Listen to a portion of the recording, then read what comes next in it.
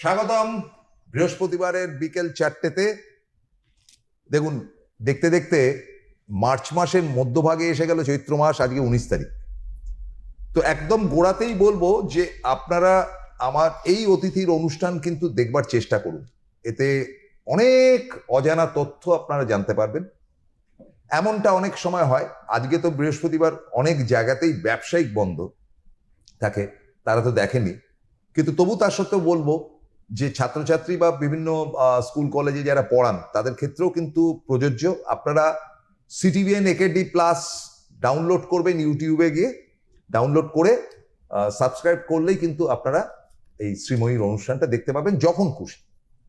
এবার মূল বিষয়বস্তুতে যাচ্ছি। ঠিক আর বোধহয় সপ্তাহখানেক বাদেই নবরাত্রি পরিপূর্ণ হবে, অর্থাৎ দ্বিতীয় দুর্গাপুজো না প্রথম দুর্গাপুজো যদি তর্ক করেন তাহলে বলবো প্রথম দুর্গাপুজো। এটাকে রাজা সুরত এই পুজো শুরু করেছিলেন, যেটা এস্টাবলিশ করেছিলেন রাবণ, যিনি রামচন্দ্রের হাতে বধ হন। সে রাবণ, তিনি ব্রাহ্মণ ছিলেন, নিজে পুজো করতেন, এবং ক্ষেত্র বিশেষে দেখা যায় আমার অতিথিও ব্রাহ্মণ। যে পুজো করার অধিকার প্রাপ্ত একমাত্র ব্রাহ্মণরা চিরকাল হয়ে এসছে। আজকেও আপনি এক ইয়েতে বেলুর মঠে গিয়ে আপনি দেখবেন যে যে কেউ পুজো করে, কারণ তাদের আর ব্রাহ্মণত্ব তত্ত্ব থাকে না, তারা সন্ন্যাস ধর্মগ্রহণ করে। তো এই যে ব্রাহ্মণরা পুজো করেন এবং তার যে একটা জায়গা, সেটা রাবণের পুজোটা অনেক বেশি এফেক্টিভ এ কারণে যে রামচন্দ্র ক্ষত্রিয় ছিলেন, এবং ক্ষত্রিয়র পুজোর থেকেও অ্যাকসেপ্টেবিলিটির জায়গা, মানে রামচন্দ্র পুজো করেছেন, রাবণকে হারিয়েছেন, ঠিক আছে। রাবণ তো অনেকটা স্বেচ্ছা মৃত্যুই নিয়েছিলেন, বলতে কোনো দ্বিধা নেই, ভীষ্মের মতন। রামচন্দ্র কি রামচন্দ্র বলছি, রাবণ তো স্বেচ্ছা মৃত্যু নিয়েছিলেন, এবং তিনি যখন রামচন্দ্র পুজো করতে বসেন তখন তিনি বলেছেন যে এটার স্টার্টিংটা কে করবে, সেটা তো ব্রাহ্মণ ছাড়া সম্ভব না। তখন রাবণের কাছে রিকোয়েস্ট যায় যে আপনি পুজোর বেসিক এটা শুরু করে দিন। রাবণ দেখলো, আরে আমার কাছে চাইছে, নিয়ে যা। তিনি জানতেন যে এটা করলে তার মৃত্যু অবধারিত। তো ক্ষেত্র বিশেষে এগুলো তো ভাবতে হবে। কিন্তু এই পুজোটা অ্যাবসলিউটলি ব্রাহ্মণদের পুজো। রাজা সুরত বলুন, রাবণ রাজা বলুন, এরা প্রত্যেকেই ব্রাহ্মণ ছিলেন, এবং সেই পুজোর মর্ম কাহিনী আমরা শুনবো আরেক ব্রাহ্মণ কন্যার কাছ থেকে। তিনি শ্রীময়ী। ওয়েলকাম। নমস্কার নমস্কার বন্ধুরা, ভালো আছেন আশা করি। প্রসূনদা যেটা বলছিলেন সেটা আমিও শুনছিলাম, মানে আমাদের সত্যি এটা আদি দুর্গাপুজো, যেটা যে বাসন্তী নবরাত্রি, এবং সত্যি এটা রাজা সুরত করেছিলেন, অর্থাৎ ইতিহাসে ফিরে গেছিলাম। তা বিভিন্ন যুগ এবং কাল পেরিয়ে আজকের যুগেও কিন্তু এই পুজোর যথেষ্ট তাৎপর্য আছে এবং গুরুত্ব রয়েছে। এই পুজোতেই যেরকম বাসন্তী দুর্গার যেরকম পুজো হয়, তেমনি হয় মা অন্নপূর্ণা পুজো, সাথে সাথে কিন্তু আসে রামনবমী। কারণ শ্রীরামচন্দ্র যদি না জন্মাতেন, রাবণবধ তো হতো না, রামায়ণও লেখা হতো না। কারণ রাম জন্মের আগে রামায়ণ লেখা হয়েছিল, কিন্তু সেই বলে না মর্যাদা পুরুষোত্তম, সেই রামকে নিয়েই তো লেখা হয়েছিল। তো এই যে জায়গাগুলো এবং এই সময়কার যে সেলেস্টিয়াল কানেকশন, হ্যাঁ, সেটা একটা অভূতপূর্ব কানেকশন থাকে। এবং এই বছরের যেটা ব্যক্তিগতভাবে আমি দেখেছি প্রসূনদা, দুটো গ্রহণ, তার মাঝখানে কিন্তু একটা গ্রহণ গেল, আর একটা গ্রহণ 12ই আগস্ট।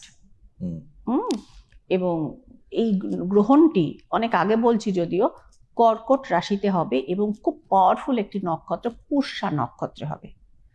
এবং এই গ্রহণটি মানে যেখান থেকে শুরু হবে এবং মানে যতদূর জায়গাগুলো যাবে সেগুলো এই মুহূর্তে কিন্তু ভীষণ চর্চিত আলোচিত দেশ কানাডা, গ্রিনল্যান্ড এবং মিডল ইস্ট। হ্যাঁ, তো গন্ডগোল চলছে। এই যে মানে কানেকশনটা রয়েছে, শনি রয়েছে। আমি বরং একদম আপনাদের বলি এই মুহূর্তে কোন গ্রহটা রয়েছে মীন রাশির ঘরে, কারণ সেখান থেকে মঙ্গলটা সরবে, সে ডেটটাও বলে দেবো আপনাদের। তো এই ডেট এটা হচ্ছে যে শনি, রবি, শুক্র মীন রাশিতে রয়েছে। তার মধ্যে তুঙ্গ ঘর হচ্ছে শুক্রের মীন রাশি, ওটা রয়েছে, সাথে শনিটাও রয়েছে, কিন্তু রবিটাও রয়েছে। শনি রবির মারাত্মক ক্লাস, আপনারা মানে সিটিভিএনের প্রোগ্রাম যারা দেখেন তারা রেগুলার বেসিসে সবাই জানেন। এবং মঙ্গলটা এখানে যেটা যতক্ষণ না অবধি 11ই মে তারিখে মঙ্গলের ট্রানজিট হচ্ছে, এবং মঙ্গলের ট্রানজিট হচ্ছে নিজের ঘর মেষ রাশিতে। তারপরে মঙ্গল একটু ব্যালেন্সে চলবে। এখনো মঙ্গলের আগ্রাসন, এই যে দেশ, বিভিন্ন দেশ থেকে হুঙ্কার হচ্ছে, হ্যাঁ এই হুঙ্কার কিন্তু মঙ্গলের হুঙ্কার। তো এইগুলো কিন্তু যেই যখন মেষে সে ঢুকবে ততদিন পর্যন্ত এই অস্থির পরিস্থিতি কিন্তু চলবে। হ্যাঁ, এবারে যেটা হচ্ছে, আর ফাল্গুন মাসে আমরা কিন্তু দুটো গ্রহণ দেখলাম, এটাও কিন্তু খুব অদ্ভুত ঘটনা। চন্দ্রগ্রহণ দেখেছি, সূর্যগ্রহণ দেখেছি, ইম্প্যাক্ট দেখুন, সারা বিশ্ব ইতিহাস হচ্ছে তার সাক্ষী। তো এবার হচ্ছে, এবং সেটা গ্রিনল্যান্ডটাও কিন্তু এফেক্টেড হতে পারে, ওই পর্যন্ত যাচ্ছে। তো এইবারে হচ্ছে যে আরেকটা সূর্যগ্রহণ আসতে চলেছে 12ই আগস্ট, এবং সেটা হচ্ছে যে খুব ভালো কিছু সিচুয়েশন না প্রসন্দা, গ্রহগত দিক থেকে সেলেস্টিয়াল কানেকশন এই মুহূর্তে কিন্তু খুব ভালো নয়।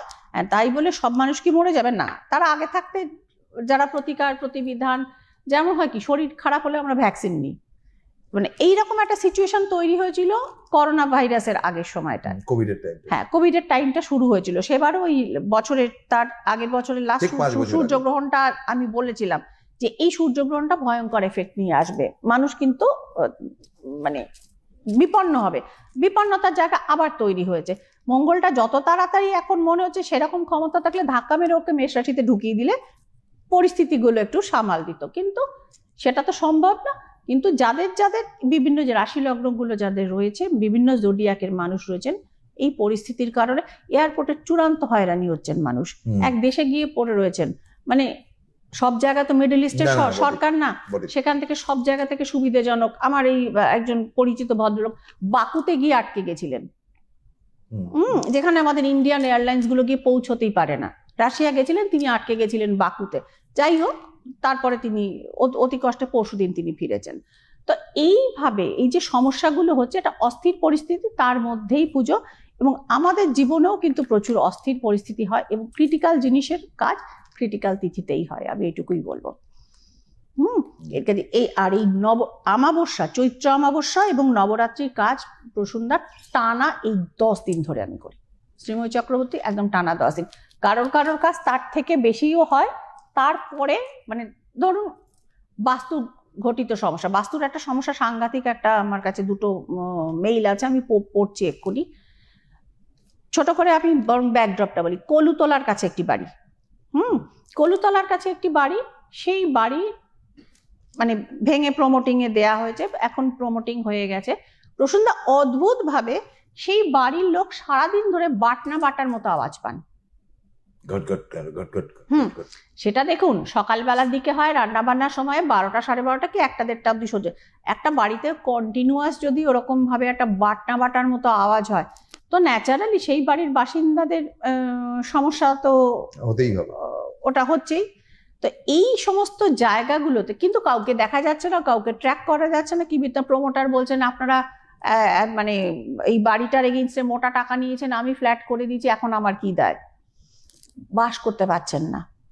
তো এই যে সমস্ত ঘটনাগুলো, এখন পাড়ার লোকেদের বলবে তোমাদের বাড়ি বাটনা বাটার আওয়াজ হচ্ছে, এখন কে করছে এটাকে, মানে আমাকে জিজ্ঞেস করে এরকম একটা, মানে ভালোভাবে ঘুমোতে পারছে না, বাড়ির শান্তি বিঘ্নিত হচ্ছে, অথচ কাউকে তো ছায়া যুদ্ধ হচ্ছে এটা।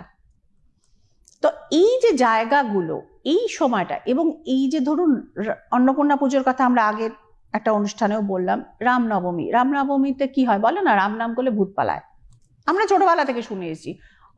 আমরা বাড়িতে পঞ্চমুখী হনুমানের মূর্তি রাখি বা রেপ্লিকা রাখি, যেটা হচ্ছে কি মানে কোনো রকম আনক্যানি ফিলিং যাতে না হয়, এমন কিছু ফিলিং থেকে আপনার শরীর স্বাস্থ্য বা মেন্টাল স্ট্রেসড আউট যাতে আপনি না হয়ে যান, যে যেখান থেকে মানে যেখানে আপনি কিছু দেখতে পাচ্ছেন না, বুঝতে পারছেন না, যুক্তিতে যার ব্যাখ্যা মিলছে না, এই ক্রিয়াকর্মগুলোও কিন্তু রামনবমীতে কিন্তু হয়ে থাকে, সেগুলো এটা করা হয়।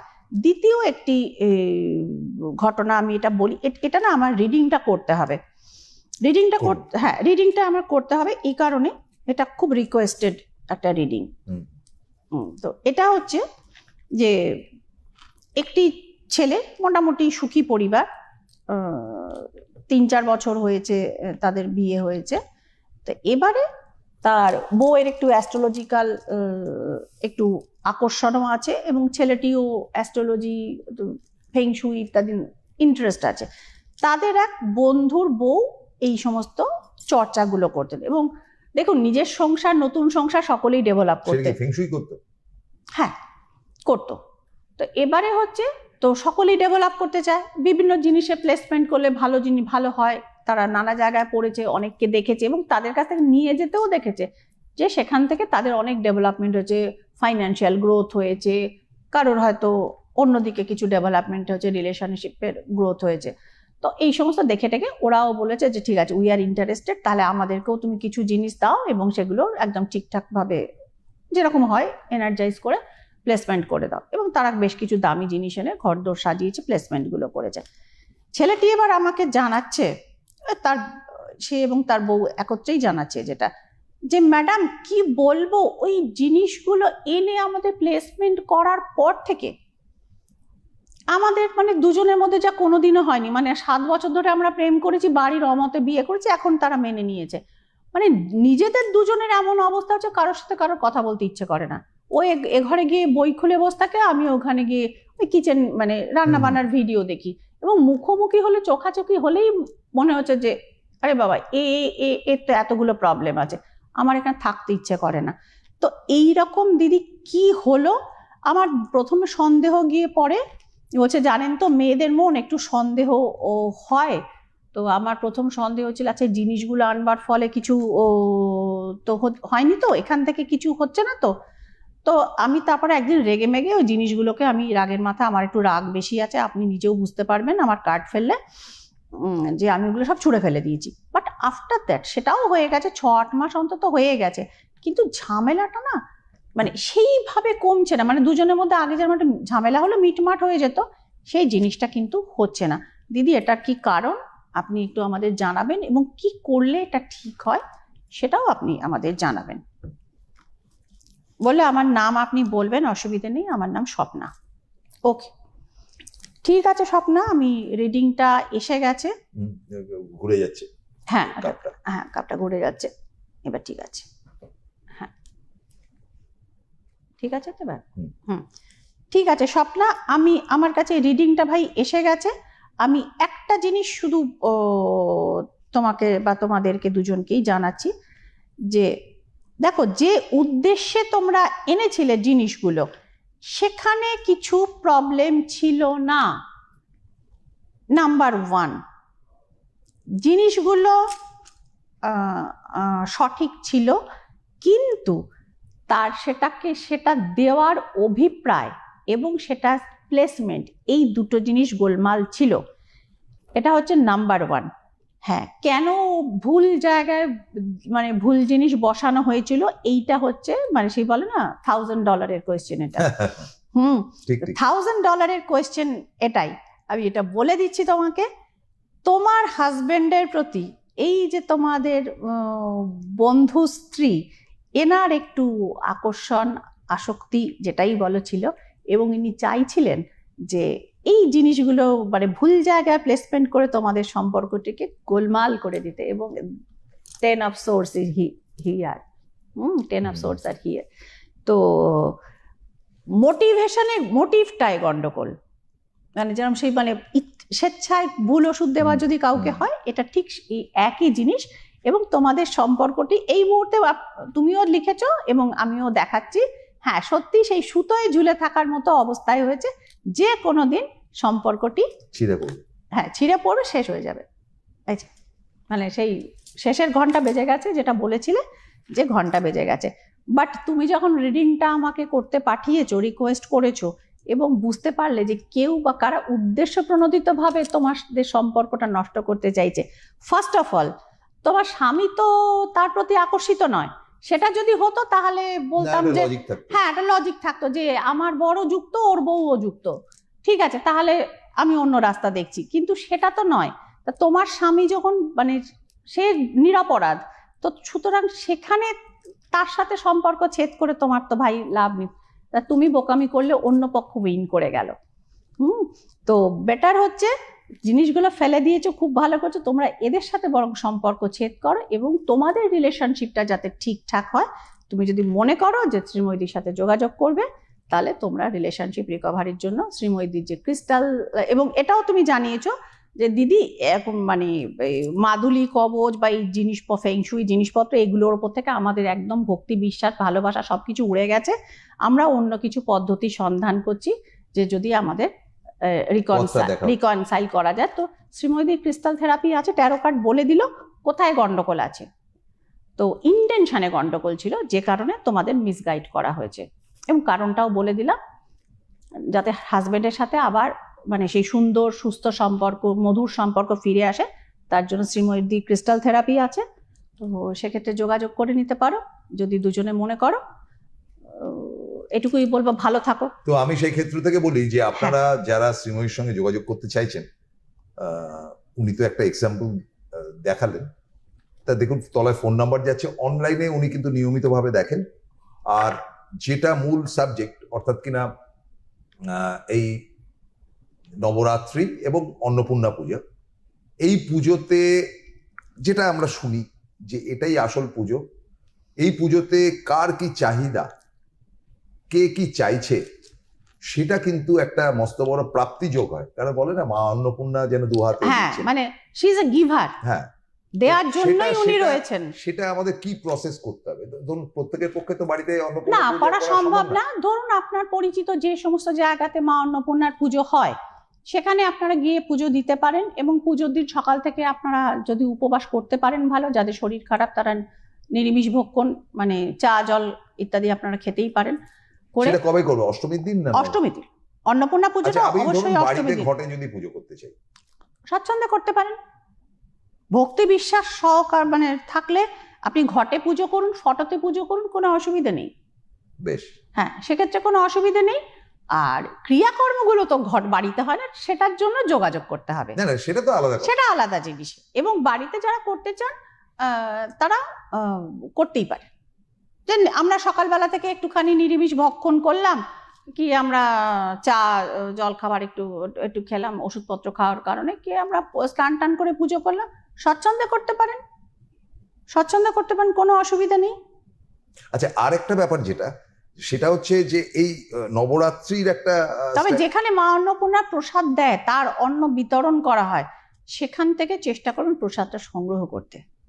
আচ্ছা, এবার সেকেন্ড পয়েন্টটা হচ্ছে যে অন্নপূর্ণা পুজোটাই আমার ইন্টারেস্ট, আমার পক্ষে নবরাত্রি করা সম্ভব না। হ্যাঁ, কারণ দেখুন টানা 9 দিনের পুজোর 10 দিনের এটা করাটা অফিস কাচারি বাঁচিয়ে, হ্যাঁ পুজোর মরশুম নয়। না না না, এটা পুজোর মরশুম হলো একটা কথা, 2 দিন অফিস ছুটি পাবেন, এখানে তো সেইটা নেই, অসুবিধা নেই, শুধু অন্নপূর্ণা পুজো করতে পারেন। সেটা অষ্টমী দিন করতে হবে, একদম কোনো অসুবিধা নেই। ঘরে ঘরে মহিলারা অশোক ষষ্ঠী করেন, এই সময় সেই অশোক ফুল খাওয়া, সন্তানের মঙ্গল কামনায় সেই ব্রত করারও রেওয়াজ আছে। হ্যাঁ, তো সুতরাং সে কলার মধ্যে অশোক ফুল দিয়ে মহিলারা যেহেতু বৃহস্পতিবারটা আমাদের ব্যবসায়িক দিবস, একদম সানডে মোটেই না, সানডে হচ্ছে এনজয় করার দিন। বৃহস্পতিবার হচ্ছে টিপিক্যাল লক্ষ্মীবার, অর্থাৎ অর্থ রোজগার মা লক্ষ্মীর কাছ থেকে, আজকে সেই দিন। কাজেই আমার কথাটা হচ্ছে যে এই যে যুদ্ধ বিগ্রহ, পেট্রোলিয়াম সামগ্রী দ্রব্যমূল্য বৃদ্ধি, মানে সবকিছু আগামী দিন ভয়ঙ্কর রূপ নেবে, যতই যুদ্ধটা থেমে যাচ্ছে মনে হোক না কেন। এটা একটা টিপিক্যাল, কারণ গ্যাস বুক করার জন্য যে গ্যাসের যে নাম্বারটা রয়েছে সেই নাম্বারটাই উড়ে গেছে, নাম্বারটাই মানে কাজ করছে না। তো ফলে এই এরকম একটা সিচুয়েশনে ব্যবসায়ীরা মার খাবে।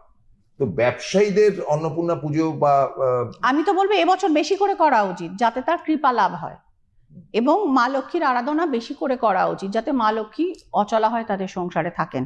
এবং একটা জিনিস তারা ব্যবসায়ীরা করতে পারেন, অন্নপূর্ণা পুজোর দিন মা লক্ষ্মীর 5টি কড়ি হলুদ রঙে রং করে, এমনি জাফরান দিয়ে করতে পারলে ভালো, না হলে এমনি বাড়িতে এমনি হলুদ গুঁড়ো হলুদ নিয়ে করে মা অন্নপূর্ণার পায়ে ঠেকিয়ে, পাশাপাশি মা লক্ষ্মীর পায়ে ঠেকিয়ে আপনারা একটা হলুদ রঙের পুঁটলিতে ওটাকে গিট দেবেন, 3টে গিট দেবেন আপনার ইষ্টের নাম মনে করে, এবং তার উপর মৌলি পাওয়া যায় দশকর্ম ভাণ্ডারে পেয়ে যাবেন, করে এটাকে নিজেদের লকারে আপনারা পুড়ে ফেলবেন।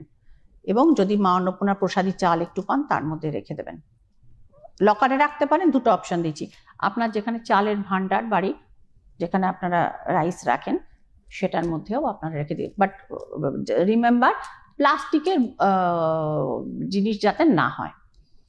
আপনার স্টিলের বয়াম হতে পারে, মাটির কিছু হতে পারে, অন্য জিনিস হতে পারে, but no plastic, no fibre.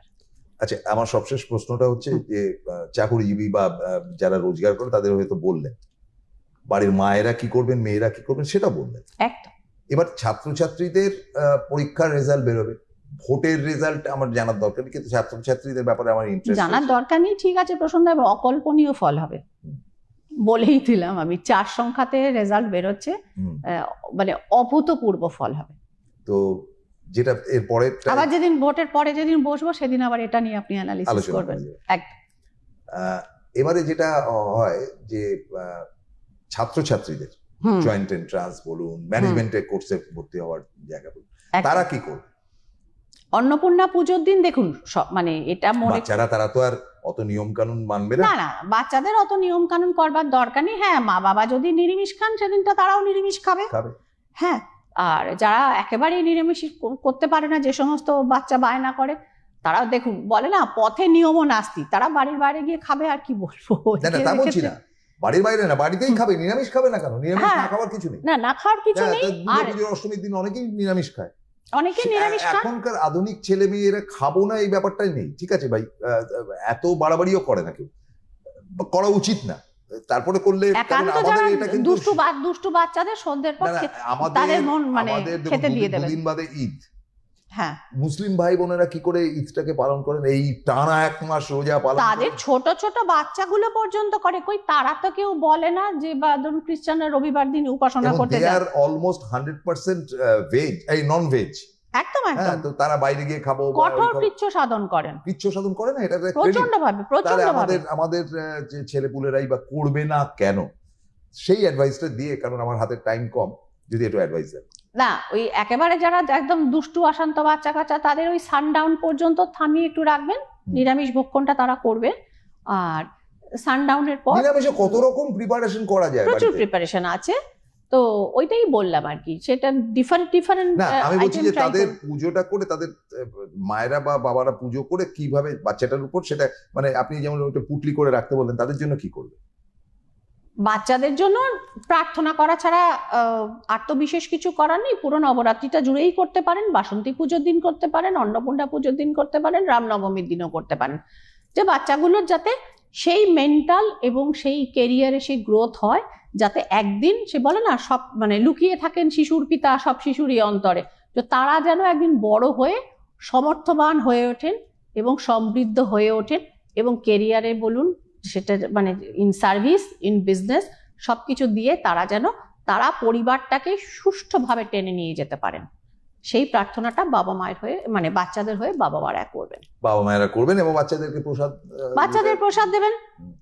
বাচ্চাদেরকে প্রসাদটা দেবেন। হ্যাঁ, এবং বাচ্চাদের হাত দিয়ে কিছু অন্ন সেদিন ডিস্ট্রিবিউট করাতে পারেন। এইটা কিন্তু করাতেই পারেন। এটা কি সবার ক্ষেত্রেই প্রয়োগ বলছেন? যে কোনো কারোর কাছে, যে কোনো, সবাই করবে। এক্ষেত্রে ব্রাহ্মণ, মানে শিডিউল কাস্ট, কায়স্থ, মানে বদ্যি, এর কোনো ভেদাভেদ, সবাই সমান। আমি একটা কথা বলে অনুষ্ঠান শেষ করবো, সেটা যে শ্রীময়ী নিজে পুজো করেন এবং তাদের পরিবারে একটা সময় তো মানে ধুমধাম করে পুজো হতো, তার ঘটনা আমরা শুনেছি। তো যারা এই পুজো দিতে চান, আজকে বৃহস্পতিবার, আপনাদের কিন্তু সামনের রোববারের মধ্যে আপনাদের পুজো দিতে হবে। যারা ক্রিয়াকর্ম করাতে চান, অর্থনৈতিক বা ব্যবসায়িক, সামনের রোববারের মধ্যে আপনারা করবেন, তার মধ্যে ডিলে হয়ে যাবে। আবারও আপনাদের বলছি, আপনাদের কিচ্ছু করতে হবে না, বাড়িতে বসে থাকুন, নিরামিষ খাবেন সেদিনকে, ঠিক আছে। বাট আপনারা যদি ক্রিয়াকর্ম বা পুজোর ব্যাপারটা করতে চান, তাহলে অবশ্যই শ্রীময়ীর সঙ্গে কিন্তু সামনের রোববারের মধ্যে আপনাদের কিন্তু ফাইনালাইজ করতে হবে। আজকের মতো শেষ করতে হচ্ছে। সামনের সোমবার দিন আমরা লাইভ অনুষ্ঠানে আবার ফিরে আসবো, জাস্ট অ্যাট 1:30। নমস্কার, সকলে ভালো থাকুন।